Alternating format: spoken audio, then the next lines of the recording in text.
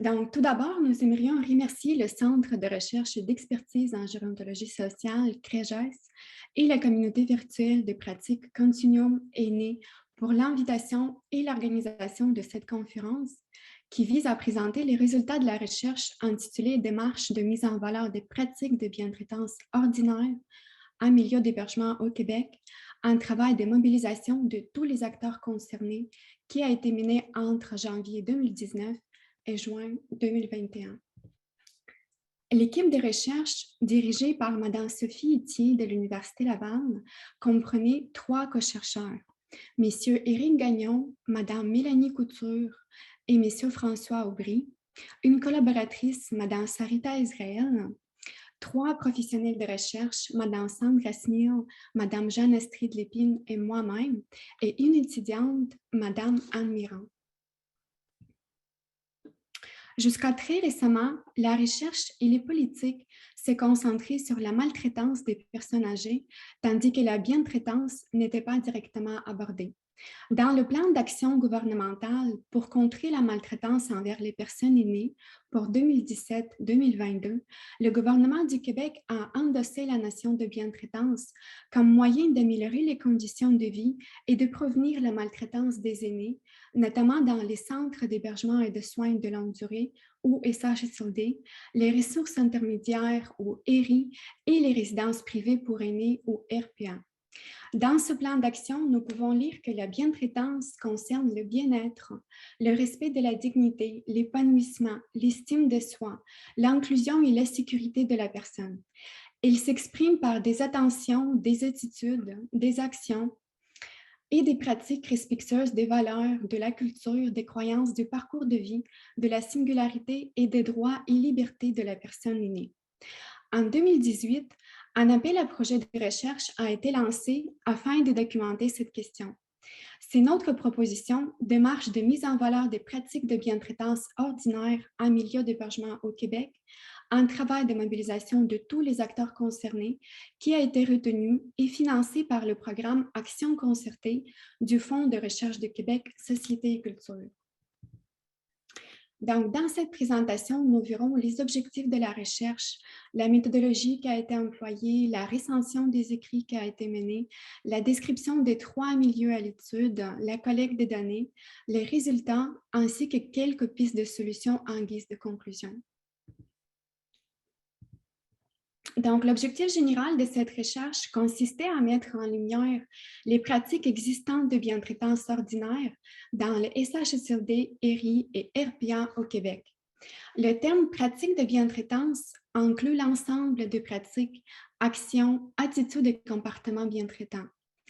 Par bientraitance ordinaire, il est entendu les attitudes ou actions quotidiennes qui ne disposent pas d'une grande visibilité, mais qui existent en dépit des contraintes organisationnelles empêchant parfois leur mise en pratique continue et par tous. Par exemple, l'organisation des horaires en fonction des besoins des résidents, l'aménagement convivial de l'espace privé ou commun, les gestes ou paroles simples qui rassurent lors des soins d'hygiène, les façons particulières d'être en relation avec les personnes proches aidantes, l'organisation de fêtes, cérémonies ou autres activités collectives. Pour atteindre cet objectif général, les objectifs spécifiques de la recherche étaient d'approfondir notre compréhension de la bientraitance, ses formes et ses significations, ainsi que la pertinence du concept, repérer les pratiques existantes de bientraitance dans les milieux d'hébergement, identifier les conditions gagnantes et les obstacles au développement de pratiques bientraitantes afin de proposer une réflexion sur la mise en place, le maintien et la valorisation de ces pratiques au sein de SHSLD, ERI et RPA, et enfin de valoriser ces pratiques et le personnel qui les adopte en mettant en œuvre une démarche de leur mise en valeur.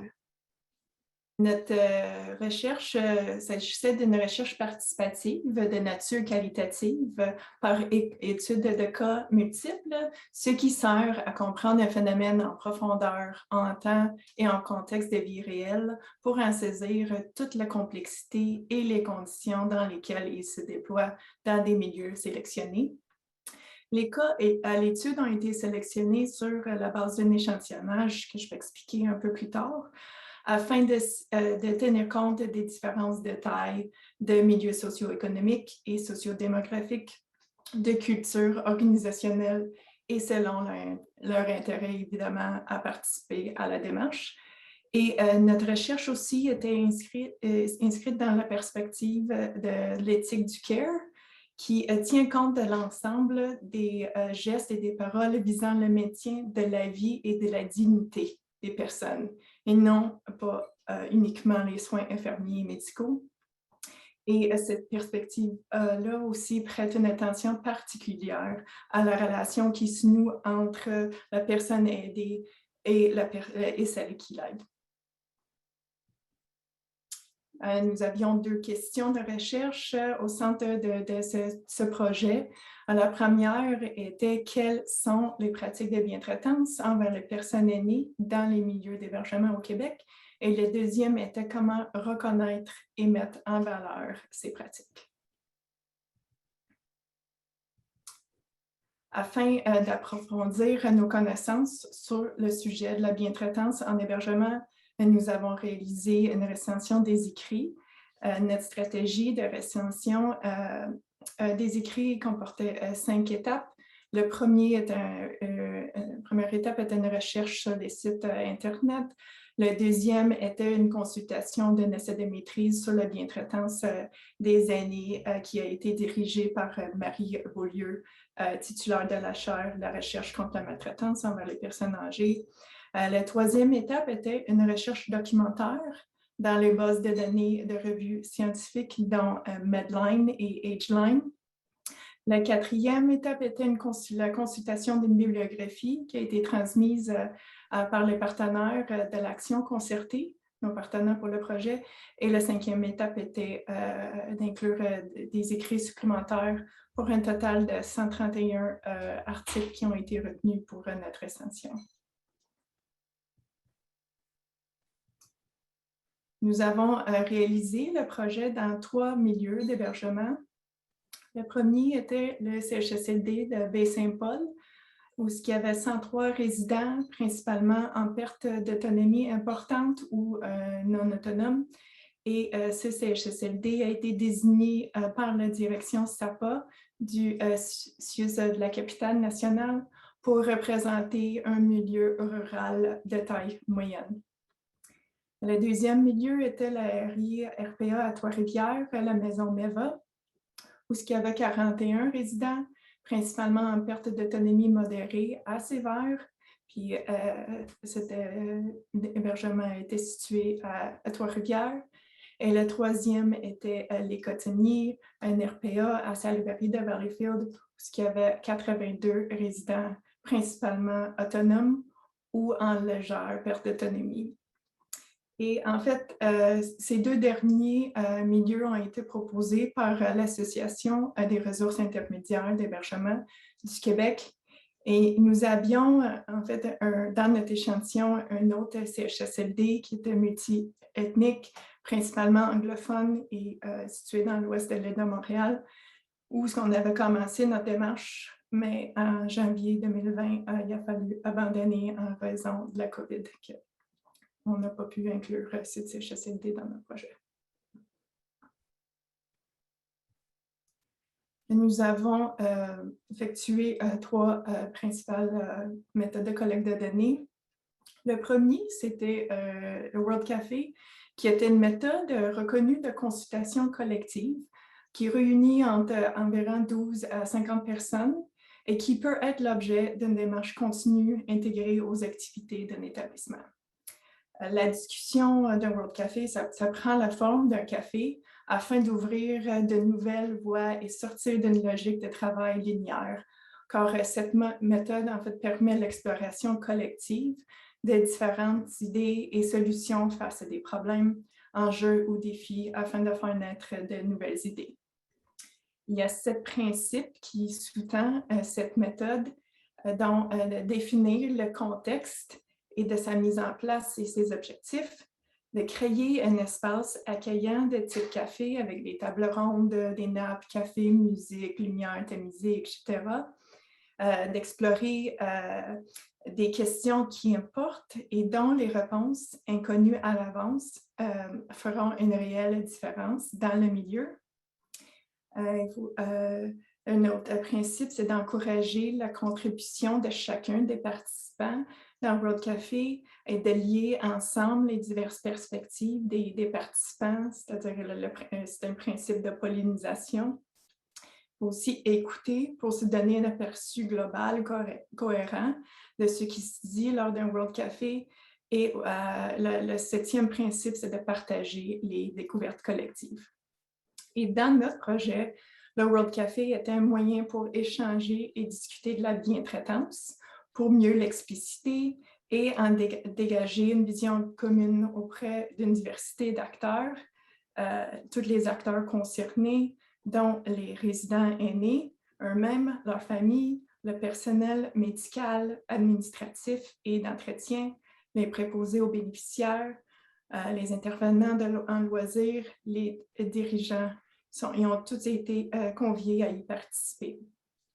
Et un comité de pilotage a été mis en place dans chacun des milieux afin de déterminer combien de personnes participeraient au World Café et les modalités de participation afin d'inclure le plus grand nombre possible de personnes tout en tenant compte des contraintes du contexte organisationnel. La deuxième méthode était le cercle de bientraitance. Ces cercles de bientraitance, en fait, ils ont été inspirés des cercles de qualité qui sont connus dans le domaine managériel et qui sont utilisés dans le réseau de la santé québécois. Et ils consistent en des rencontres, des discussions et de travail pour l'implantation de stratégies de valorisation des pratiques de bientraitance. Les cercles ont visé le développement d'un projet commun de mise en valeur des pratiques identifiées lors des World Café qui ont eu lieu dans leur établissement. Et ces cercles étaient composés de 8 à 12 personnes représentant tous les acteurs dans le milieu d'hébergement. Et l'ensemble de la démarche de valorisation des pratiques effectuées dans chacun des milieux, par exemple, le choix des outils, les stratégies de prise de décision, les niveaux d'implication, etc., mais ils ont été documentés et consignés dans des résumés de rencontres qui ont été validés par les membres du cercle de bientraitance. Et finalement, nous avons aussi effectué 13 entrevues individuelles auprès de préposés aux bénéficiaires dans le cadre de ce projet.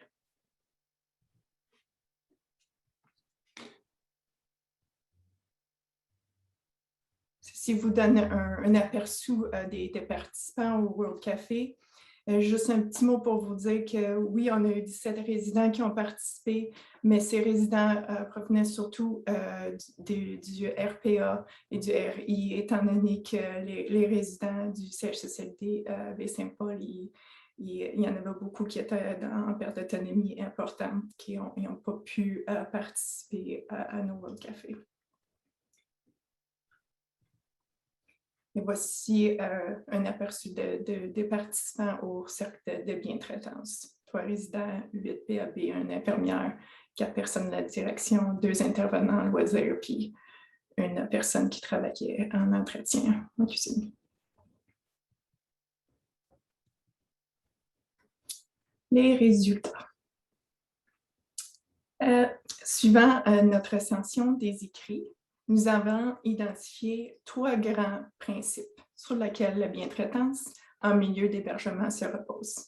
Le premier était de considérer les personnes aînées comme des sujets de leur vie et non des objets de soins. C'était le premier principe. Le deuxième, c'est que la bientraitance mise sur le fait de valoriser les bonnes pratiques plutôt que pointer la maltraitance, pour sensibiliser, encourager le dialogue et susciter l'adhésion des acteurs des milieux de vie. En fait, le troisième principe qui sortait de notre recension des écrits consiste à travailler en concertation pour que les multiples dimensions du soin impliquant de nombreux intervenants, le résident et ses proches sur une période prolongée et concourent aux mêmes objectifs. Cette figure montre en fait la relation entre les principes que je viens de décrire, les principes de la bientraitance et les dimensions qu'engage sa mise en pratique, encore une fois selon les résultats de notre recension des écrits. Que la figure démontre que pour que les principes soient agissants, la bientraitance se concrétise idéalement à la fois au plan individuel, relationnel, organisationnel et environnemental. Personnel, c'est-à-dire qui implique des soins individualisés, relationnels, une dimension entre soignants et aînés et entre tous les acteurs d'un réseau au sein duquel se trouve une personne âgée, organisationnelle dans le sens qu'il existe une visée collective dans laquelle s'engage l'institution tout entière pour la bientraitance, et environnementale dans le sens que l'environnement physique est favorable à la bientraitance. Pour nos participants aux collectes de données, la bientraitance, c'est tout ce qui peut favoriser l'autonomie du résident, sa dignité, sa sécurité et son inclusion dans le groupe.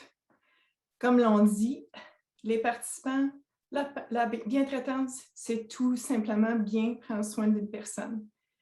Puis, défini plus concrètement, selon les résultats de nos World Café et nos cercles de bientraitance, la bientraitance est en fait l'interaction entre les attitudes, on le voit au centre de la figure, l'interaction entre les attitudes dans la sensibilité, flexibilité, le respect, les attitudes, les actions comme les réponses individualisées aux besoins, le respect du vécu et l'interaction entre ces attitudes-là, ces actions avec les moyens techniques, les moyens technologiques, le tout qui est encouragé par un milieu offrant des conditions favorables à son déploiement, avec le temps, le climat de confiance, le travail en équipe, ces conditions favorables-là, le tout qui est soumis à des obligations formelles ou des normes extérieures en cette matière, dans l'approche de milieu de vie ou la certification des RPA, le plan d'action contre la maltraitance ou la loi 6.3. Et les participants ont indiqué également que la bientraitance s'adresse tant aux résidents, aux proches qu'au personnel et est soutenue par la perception commune que le milieu d'hébergement est un milieu de vie.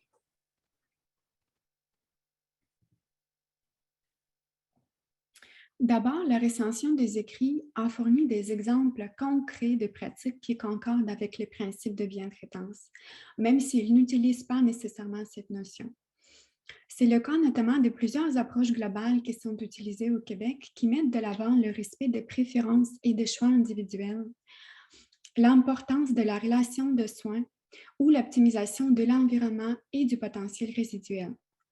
Dans le même sens, mais de manière encore plus concrète, les exemples de pratiques de bientraitance ressortis dans le World Café dans nos milieux à l'étude se classent en deux catégories de pratiques, individuelles et organisationnelles.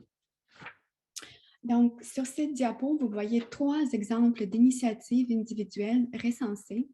La première initiative est de chercher le plus possible une réponse aux demandes spécifiques, ce qui favorise la connaissance des préférences, la compréhension des besoins, le respect des goûts et des préférences, l'amélioration du confort et l'amélioration de la qualité de vie.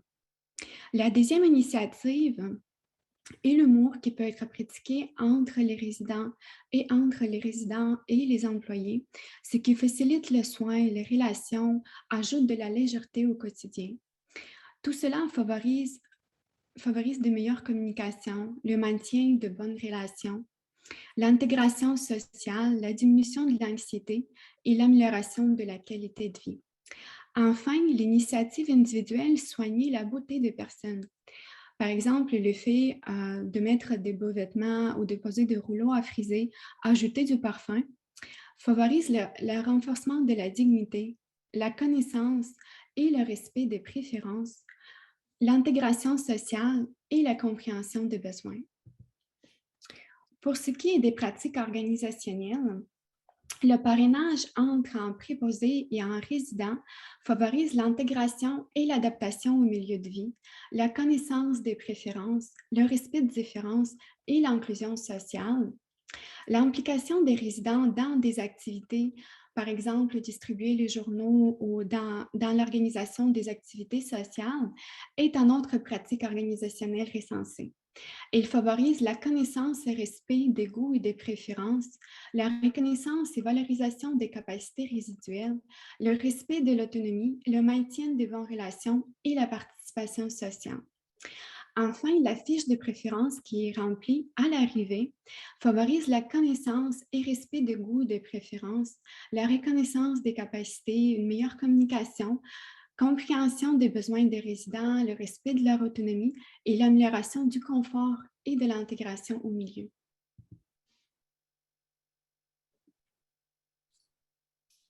Bon, concernant les obstacles et les conditions favorables aux pratiques de bientraitance en milieu d'hébergement qui ont été identifiés au sein des World Café, les cercles de bientraitance, ils se sentent avérés plus ou moins les mêmes dans les 3 milieux à l'étude.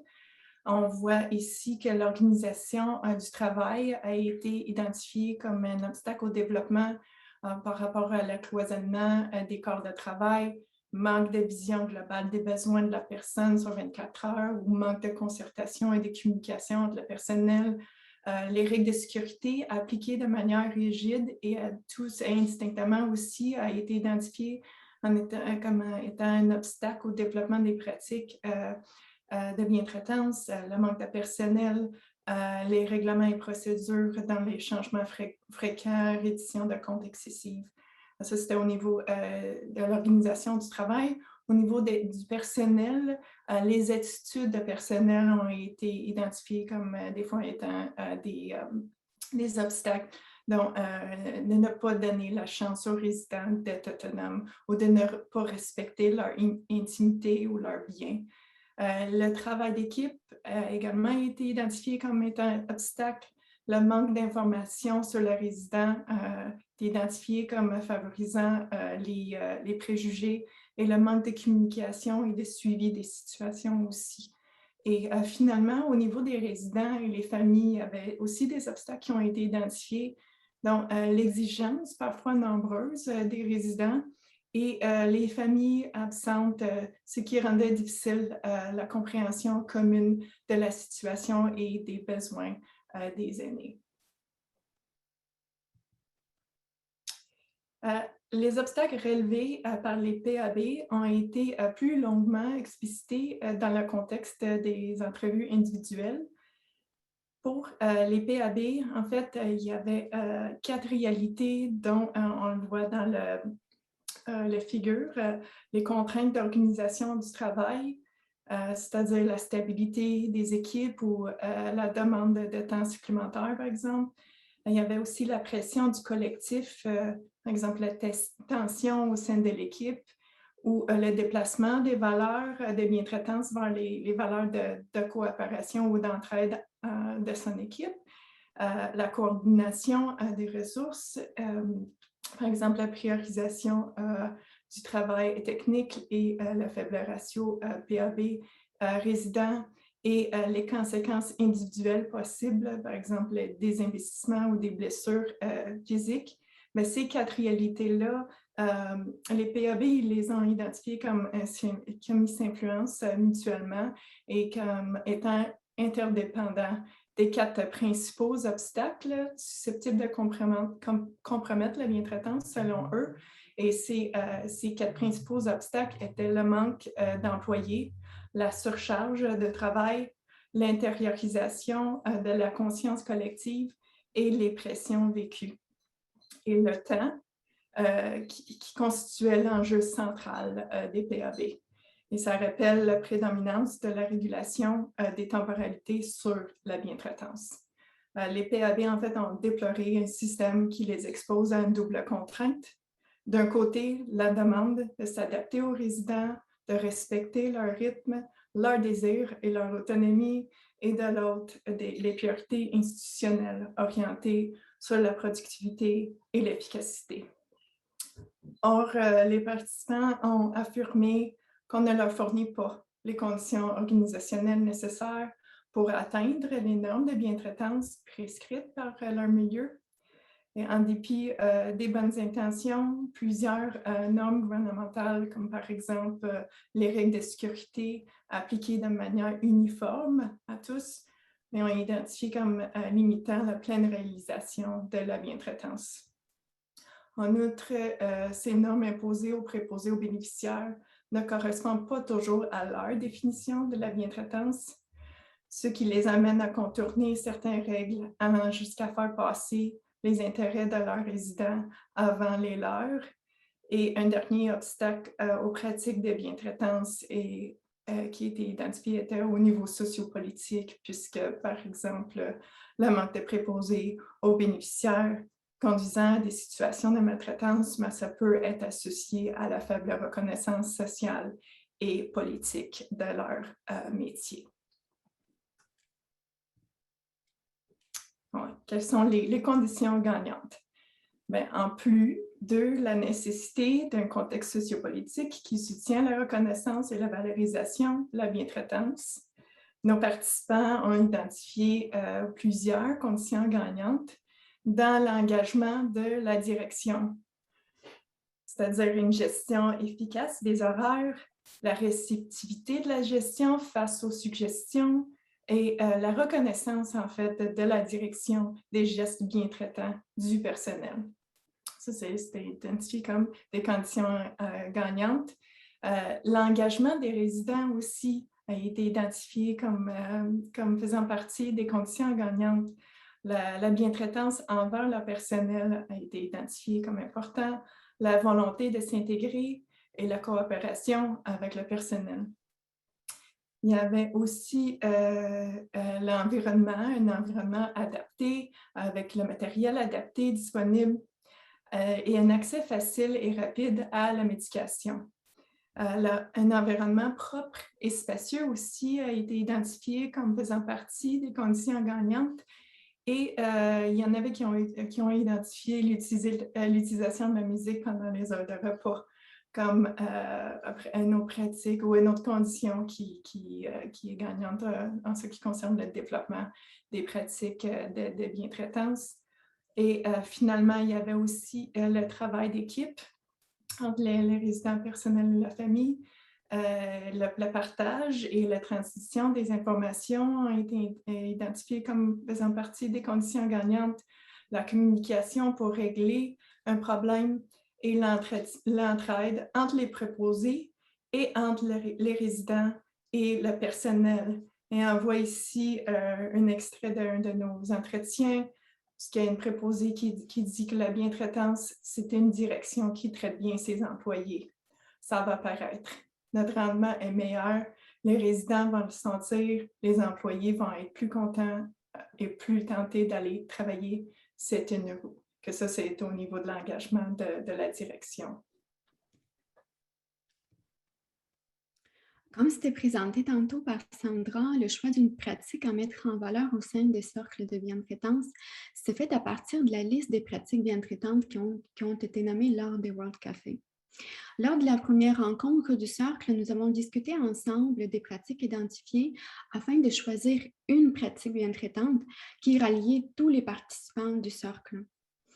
C'était important que le choix de cette pratique tienne compte de son effet mobilisateur dans le milieu et répond aux conditions favorisant la bientraitance identifiées dans le plan d'action gouvernemental pour contrer la maltraitance envers les personnes aînées 2017-2022. Une fois la pratique de bientraitance retenue, il s'agissait de déterminer comment la mettre en valeur. Le choix de la stratégie peut prendre 1 à 2 rencontres de cercle. Sur cette diapo, vous voyez quelques exemples de stratégies de valorisation d'une pratique bientraitante qui ont été nommées lors des cercles de bientraitance. Par exemple, la production d'une affiche ou d'un dépliant avec leur lancement, la création d'une mini-pièce de théâtre et sa présentation, la production d'une capsule vidéo et son lancement, la rédaction d'un article de journal. Sur cette diapo présente les stratégies de valorisation des pratiques bientraitantes dans 2 de nos 3 milieux d'expérimentation de la démarche. La production d'un document synthèse que vous voyez sur votre droite, donc c'est un document qui a été produit avec le centre d'hébergement de Baie-Saint-Paul et d'une affiche que vous voyez sur votre gauche. Donc c'était une affiche qui a été préparée avec la résidence Les Cotonniers. La démarche de mise en valeur des pratiques bien traitantes que nous avons proposées mérite d'être adaptée dans les milieux d'hébergement et ce pour au moins 3 raisons. La première, elle est simple, concrète et à la portée de tous. La seconde, le fait de discuter ensemble, les résidents, les familles, le personnel et le gestionnaire, de ce que la bientraitance laisse une marge d'autonomie, de création et d'adaptation aux personnes concernées pour mieux intérioriser, partager, appliquer ou bénéficier de la bientraitance. Puis enfin, le troisième, le fait de se mobiliser pour choisir quelles pratiques de bientraitance mettre en valeur dans ce milieu contribue à valoriser ces pratiques, mais aussi les personnes et les milieux qui collaborent à sa mise en œuvre. Maintenant, quelques pistes de solutions en guise de conclusion. Il convient de continuer à discuter et à évaluer la pertinence du concept de la bientraitance pour comprendre ce qu'il permet de mettre en évidence. Ensuite, de mettre en place les conditions favorisant des initiatives ou des projets qui viennent du milieu pour prendre en compte les recommandations des personnes qui reçoivent et dispensent des soins. Également, accorder un rôle décisionnel et continu aux personnes aînées dans le développement des politiques et des programmes concernant l'hébergement. Enfin, développer une approche comme la démarche proposée dans le cadre de cette recherche, permettant le repérage des pratiques bien traitantes relevant des dimensions personnelles, relationnelles, organisationnelles et environnementales. Pour en savoir davantage sur cette recherche, vous pouvez consulter le rapport et son résumé qui sont publiés sur le site du Fonds de recherche de Québec. Il y a également un mémoire intitulé La bientraitance des personnes aînées, ce qu'elle signifie et ce à quoi elle nous engage, qui a été présenté dans le cadre de la consultation pour le renouvellement du plan d'action de lutte contre la maltraitance envers les personnes aînées 2022-2027. Il y a également plusieurs articles scientifiques qui seront publiés prochainement. Puis enfin, le guide pratique pour appliquer la démarche sera disponible dans les prochaines semaines.